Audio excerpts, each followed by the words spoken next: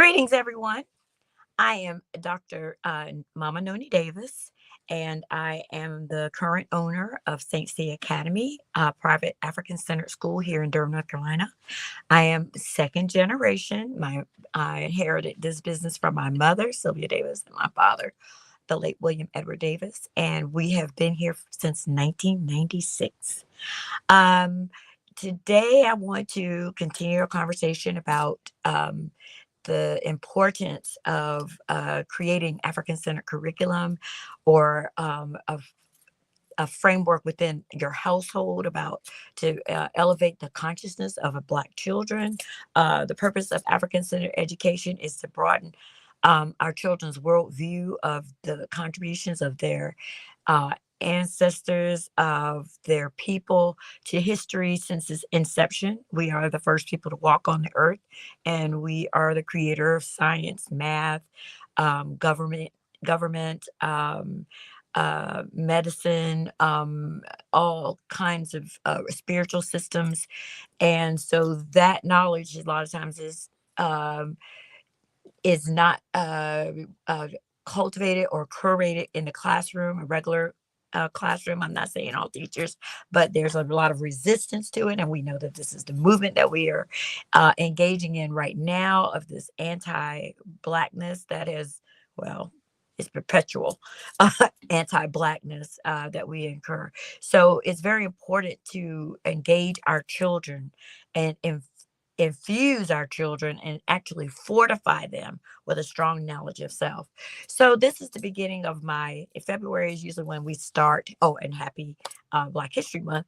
Um, this is the month that we usually start our African American literature. In the beginning of the year, we do our science at this time and social studies with me.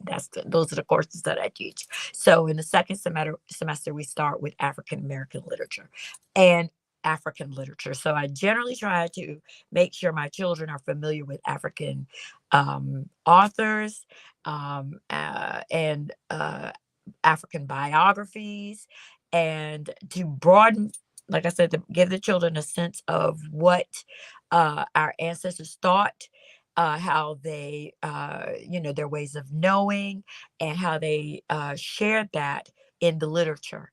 So for my high schoolers, I'm not sure how many people you are familiar with Sunjata. It's an epic of Old Mali by D.T. Nyani. This book was written in 1960, and I believe its first publication was in French. And my high schoolers are reading this. The story takes place 800 years ago. Sunjata ruled Mali, the Empire of Mali, from 1200 to 1225, something like that. And he began his reign as a 17, 18-year-old child.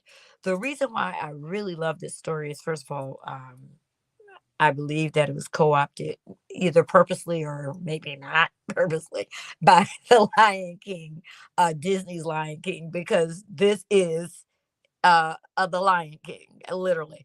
Sunjata is the Lion King of Mali. That is one of the names that he was given. Um, his story is very intriguing. He was born as a child. There's a prophecy about his life, a prophecy about who his mother would be, and how the union of this woman and this man would create Sunjata, who would be one of the most famous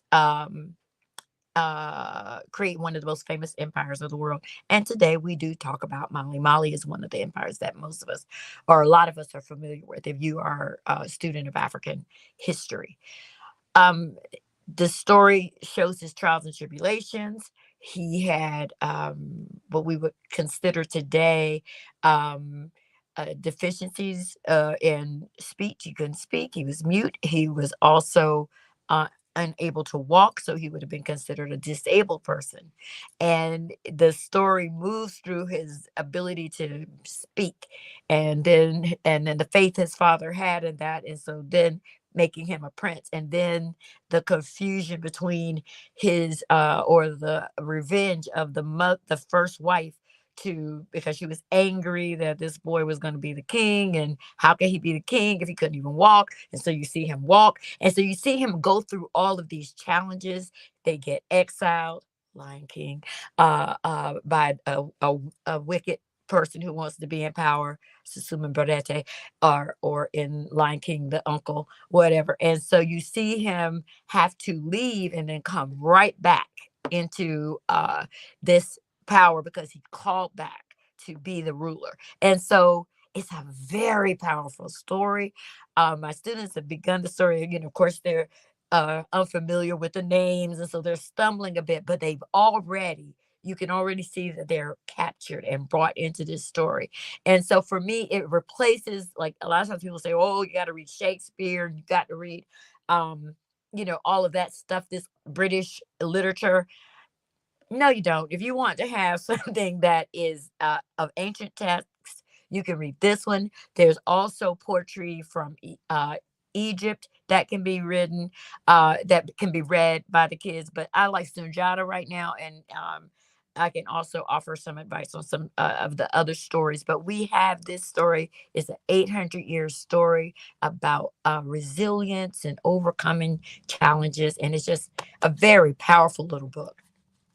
I create curriculum around this. I create storytelling. Today, my students had to um, do a family tree because at the beginning of the story, they're introducing the family tree of uh, I think it's Mamadi Mamadou Kaute, and so I said, you all need to also learn your family tree. And so that was one of the assignments up through their great grandparents, just to give them a sense of their own personal legacy. So Sunjata, an epic of old Mali. Um, the next one I like that I've read in the past, I did this year. My kids are doing Stamp from the Beginning because that is also showing the legacy of anti-racism, and it's the story that's for a middle school age group. But I did want to introduce Nende Okorafor's book Binti. This is a story of Afrofuturism, so I really like for my students to read these sort of books also because we know that, well, these students have been very fortunate to see a variety of Afrofuturistic characters. You got the Wakanda, Black Panther, and all of that. When I was growing up, we didn't have that on the screen. We only had one, the lady on Star Trek. Was the only one we saw, and so. But Nende Okorafor has written several books. Zara the Wind Seeker. This one. Oh my goodness, my brain just went flat. But Binti is three books in this. It's a trilogy. Sorry. So and then we've done other books, Children of Blood and Bone. But these stories give the children an opportunity to see themselves in a future high tech AI kind of world where a lot of them may, as technology is moving at the speed of light, they are going to be able to relate to a lot of these innovations or whatever. But this is presented in Nende Okorafor's book Binti. She's a young girl who had the highest grade of GPA and her test scores. Her family didn't want her to go to school because she's of a particular tribe, and who the Himba people, I believe, and so her parents were anti the academic system of the world academic system. But she was chosen. She decided to go on this journey on her own, travel to another planet. The story, it shows warfare between um her world and this other world of these locked kind of what do they call them, squid looking octopus kind of people. How it's very interesting how they develop a relationship because she with her lots also ends up being able to be in communication with these people who are not highly valued in their community, who are like. But it's very interesting how the story transitions and how they are able to um, find some kind of harmony within their community and how she gets elevated to that space. So it was a very strong character, female character, and like I said, Afrofuturism, which is always something that a lot of our children love to read. Um, so, and this is also my high school, middle school, high school age students. Um, we're also reading The Kidnapped Prince. I don't know how many people are familiar with Alada Equiana. This story, I have my eight, no, my nine, 9, 10, 11-year old students, 10 and 11-year olds are reading this story. This is a biography.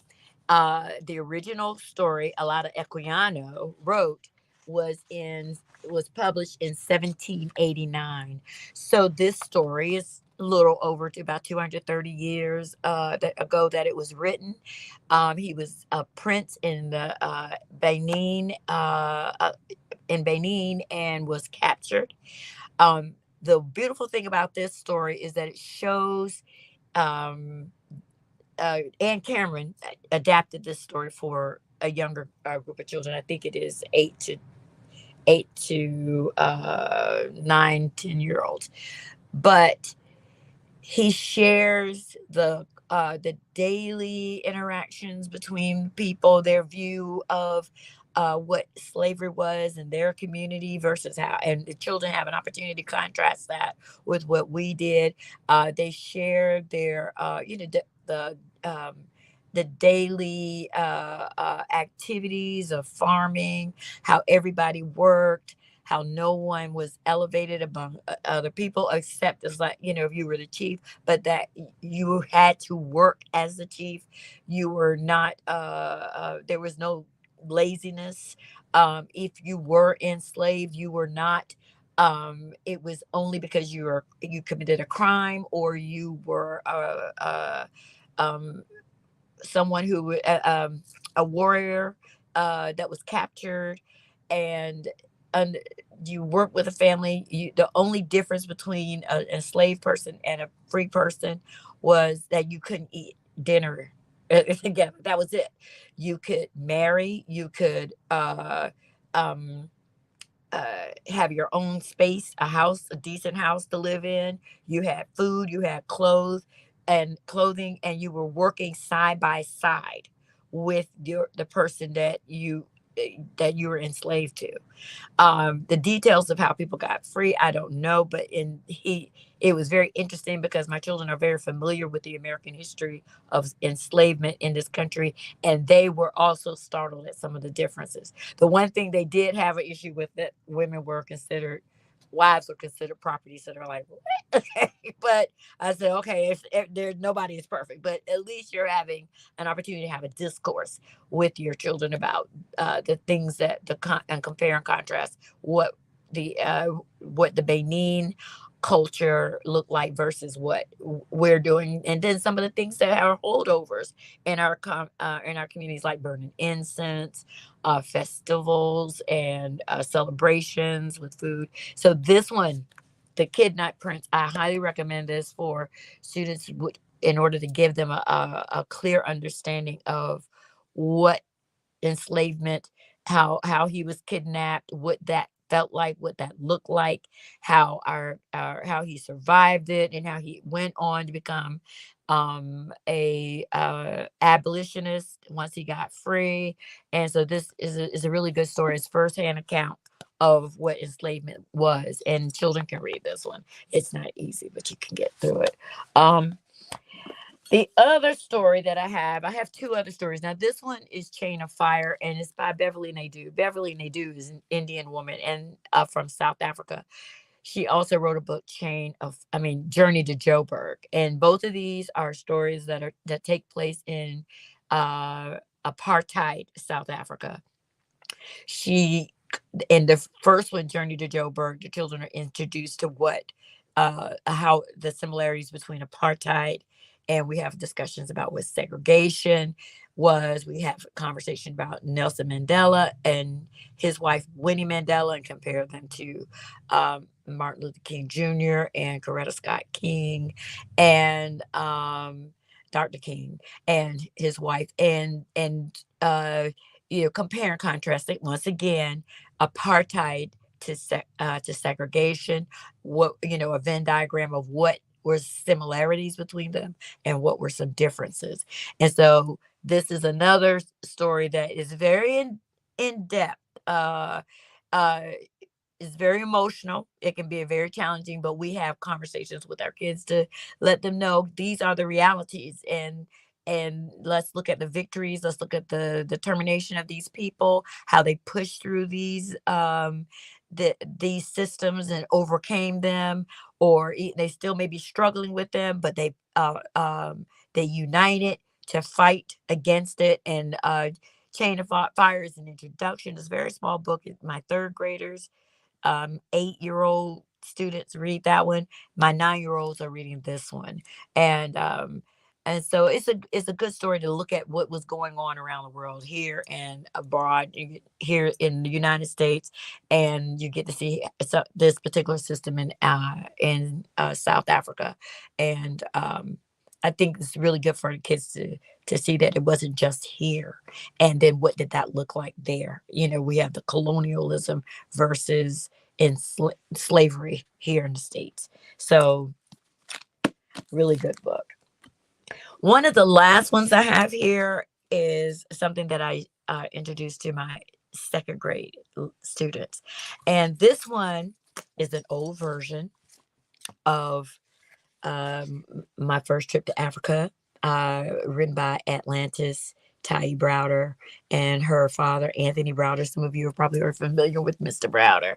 And so they published this one. I think this is 19, Lord have mercy, 1991 is when this one was published. And I've probably been teaching this book since about 1996. The beautiful thing about this book is that the children are introduced to Africa. She's doing her first trip to Africa, and then I teach a lot of map skills, and then we also learn about um, Saqqara and Imhotep and Zoser, Khufu, the different the names of the pyramids of Giza, Khufu, Khafre, and Menkaure, and the size of them and all of that. And then she introduces you to some of the science of of a Kemet, and so the introduction of the alphabet, the cartouche, and then you have astrology, the clepsydra, which is a water clock, and then papyrus and the tekens or obelisk. So other archaeological, architectural objects and stuff, whatever, buildings and stuff like that. So, but it's written for children easily in this second age, second grade. So I think, yeah, all of them are 7-year old students. And of course, I create a lot of curriculum to go with these as well. We have, like I said, math skills. They have to create their own, design their own pyramid. I have vocabulary words that they have to use in sentences, and then also find definitions of. They have to write their own uh my first trip to someplace. So I've had students share their first trip to visit family members. How did you get there? They have to draw a map of them leaving and which states they had to go through. Did you fly? Did you drive? Um, what were some of the things that you visited or saw when you were there? If possible, did you go visit any historical sites? And so it gives them a chance to write their own stories as well. But more importantly, this book is an introduction to grounding them in the idea that Kemet was a land of the black people. Egypt literally means burnt skin, burnt faces. And Kemet, translated in the hieroglyphs or the Medu Neter, literally means land of the black people. land of the black people. So we need to be able to have discussions and about why would people want to dismiss our the African origin of Kemet, in the close relationship in spiritual systems, the linguistic similarities between ancient Kemet and sub-Saharan Africa, and also the DNA evidence that shows that these rulers of pharaohs were 93% up to 93% African, sub-Saharan African.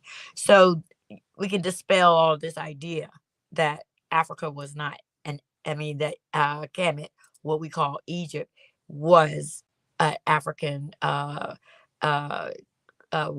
space, an African country, an African environment, an African spiritual space, an African intellectual space. Um, we don't have to argue that when you read this stuff and you start your children off with this worldview, then you don't have to battle. I mean, we don't have to fight over pyramids. We build those. It's okay. And so now also with the futurism of like Binti and other African authors who are writing for what the world would look like with us in it many centuries from now, what or generations from now, and I must not say centuries because it's coming fast, but we will be able to have these conversations. Our children will not think that that's something that is does not include us. We're going to be naturally a part of that because were here from the beginning, and we need to be involved in developing the future. We have to be, and we're not going to allow anybody to put us. I mean, put us on the back seat or tell us that we can't have no contributions. That won't be a discussion because we already know that we have. And like people saying they don't want to get on an airplane with a black pilot. Are you kidding me? Tuskegee Airmen. How about the glider of Sakara, which was the one of the first model airplanes in the world, and I think that was found. Oh my goodness, 245 BC, something like that, by oh my goodness, my name, it escapes me, but I believe it was in the book written by Anthony Brown. So it's in his book, Now Civilization. And so there's literature out there. There is that is for children, that will reaffirm a sense of culture, a sense of self, a sense of black consciousness, um, African ways of knowing, a framework of oh, this is what we did. This is how we did it. Oh, let's look at this. Compare the American and slavery system of slavery to African system of slavery. So the next time someone says, "Well, all people had slavery," we can say, "Well, yes, but there were a lot of distinctions between these two systems. In Africa, people were treated like humans. They were not treated like property. They were not treated without a sense of their humanity. In America, people's humanity was not even considered. You were considered not human.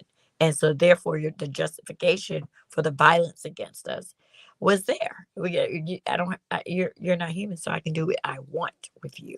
And so our kids have to understand that. And then so they can see their own humanity and understand, oh, there was some level of integrity.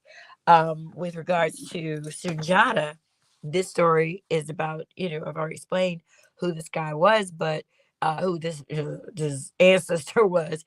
We also learn about the culture of the Jaliba, who was a historian who could not tell lies. I had my students, I said, listen to this. They're saying that you cannot be a Jaliba and tell lies. You have to tell the truth. There has to be credibility with what you say and what you do. So imagine that living in a place now where we have false fake news, and we have a system that's inundated with little teeny sound bites of information that is not showing the entire picture of what is going on, and which is the other reason why I prefer my children to read novels, because people can pull excerpts out of stuff, and that'll be the only thing that about this book, and what you see in a lot of the public school texts. But read the novel, know the history, and it will bring the children into first of all, there's a great sense of accomplishment. This is only one of the books. My kids are also reading a Walter Mosley book, 47, which has also got some Afrofuturism in it, between enslavement in Africa and the future. So I'm looking forward to having them read through that. But I just wanted to share these particular books with the audience, to let you all know that there are options um, for our children to read and gain a very strong uh, literary understanding of our of stories in our people's voice, um, stories of the experience of people who are not African American, who are but of African descent in other places, um, to also understand our impact on the past, and how we need to we're going to form our own future. And I'm 62. Um, I'm not going to be unless I live to be 100. Yay! If I can't do that, I have no problems being a centurion, have reaching that 100 milestone. But we have to make sure that we are cultivating a natural interest also for our children in their own literature, and see themselves in it. So that's all that I have for today, and I hope that this helps people out and gives them a chance to see, um, just build some curiosity in your own worldview, and the worldview of your own ancestors. And that's all I have to say. Well, that's good. That was a good show, and you were given all kinds of information, and all along those lines. Pod TV actually has a bookstore, and all along those lines, so I actually added a couple of those books to the bookstore so that folks can go and get copies of the books, since it's tied in to our Amazon account, and all along those lines. So hopefully they will get some of those books. I think I put some Santiata and a couple of the other books into there, so if they want to, they can actually find it there. Because as you were mentioning them, I grabbed about two or three and was like, hey, let's add those books to the store as well. So it's all about education also. So I just Yeah. did that and everything along those lines. So I've actually got a friend that had a book that she put out, and I've actually got to see if she's interested. I think she put it out a year or two ago and was having a show here on the network. So I think Okay. I'll play this particular spot about the Breakthrough Project promo book that this young lady did, and maybe a couple of other things, and we'll get on out of here. But as always, you did an amazing job presenting this knowledge that people need to know, and all along those lines. So we're getting ready to get on out of here, but you did Okay. another great job, Mama Nia, and we will check out about the Breakthrough Project. Okay. My name is Brene Taylor, and I grew up in Summit, New Jersey, born and raised. I love to laugh with my friends. I love to go to the movies. But recently, I became a published author. The Breakthrough. One of my best friends says it's insightful, it's inspiring, it's relatable. I mean, that meant so much to me that she said this about me, knowing me. But for you, it's going to be an up-close view of my challenges, my struggles, everything that I've been through, and how I made it out on the other side. So I believe that we are all breaking through, and I want you to break through too. So pick it up so it can change your life. And I've had choices that turned me into the woman that I am today. I managed to break past and break through all of those hard times. And this is true too. With the amazing group of authors I've asked to join me in the Breakthrough.